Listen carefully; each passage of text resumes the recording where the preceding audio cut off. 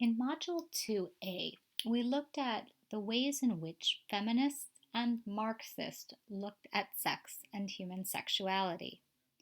Building on that content this week in Module 2B, we looked at two specific cases that have been debated related to sex, sexuality, and the economy.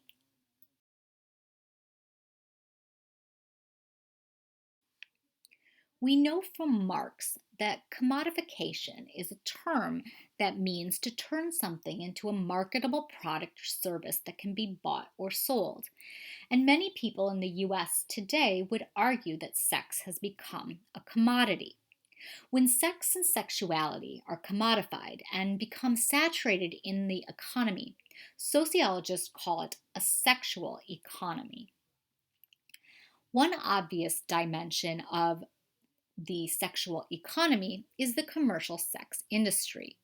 And this is that economic enterprise that offers sexual entertainment and services.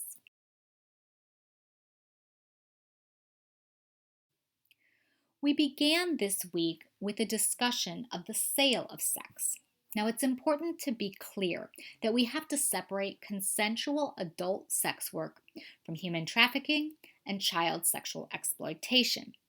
However, some argue that sex work is never really consensual, given that coercive tactics are often involved, even when the sex worker is not aware of how. Now, despite the long-standing controversy and the moral and ethical standing of prostitution, the act of engaging in sexual activity for some form of commercial payment can be traced back to ancient civilizations and is found to be a part of almost all modern societies. Some prostitutes prefer the term sex worker because it refers to income generating work and a more legitimate profession. However, the term sex work can cover a wide range of services, including strippers, amateur porn actors and models, etc. The term sex work has also been used to illustrate that sex work is work or labor and should be treated as other forms of labor, not something that is criminal, inherently immoral, or demeaning.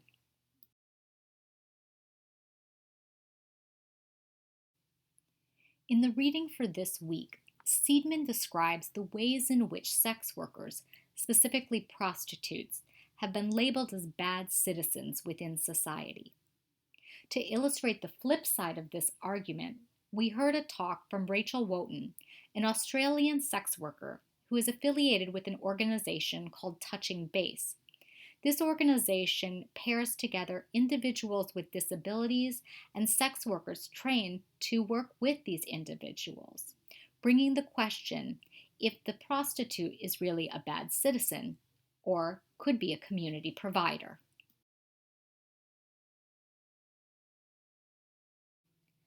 Like prostitution, pornography is an incredibly heated and debated topic in our society. However, unlike prostitution, pornography is legal and it's protected as a freedom of expression under the First Amendment of the U.S. Constitution. Most people define pornography as sexually explicit material designed to be sexually arousing to the viewer, reader, or purchaser. And it's not necessarily obscene. Obscenity is a legal term for materials that are deemed extremely socially offensive by generally accepted standards of decency. Now, that's not to say that there haven't been individuals who have tried to make the claim that pornography is obscene, as we saw in Chapter 13 of the Seidman textbook.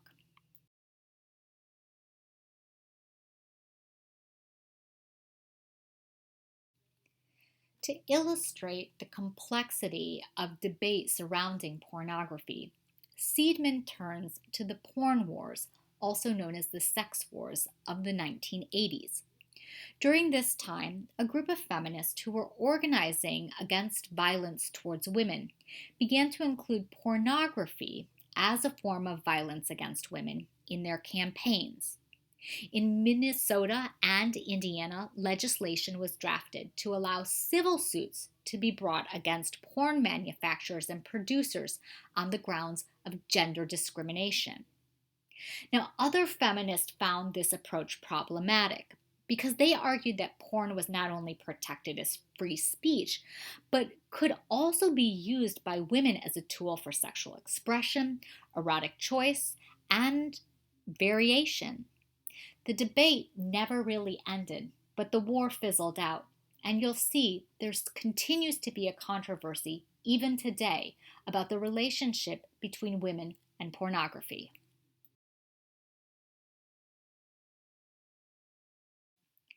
The debate today is less about pornography as a whole, as it is about different types of pornography.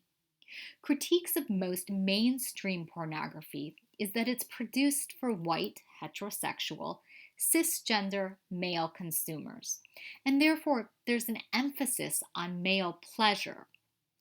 In contrast, recently the emergence of feminist porn has explored alternative representations of desire, pleasure, sexual interaction, and it's committed to gender equality and social justice. Feminist porn, as you saw in the video assigned for this week, often explores mutually enjoyable experience between men and women and focuses on lesbian pornography made for lesbian women rather than a male gaze. In addition, feminist pornography is often compared to fair trade products in that there's a desire to have ethically produced materials.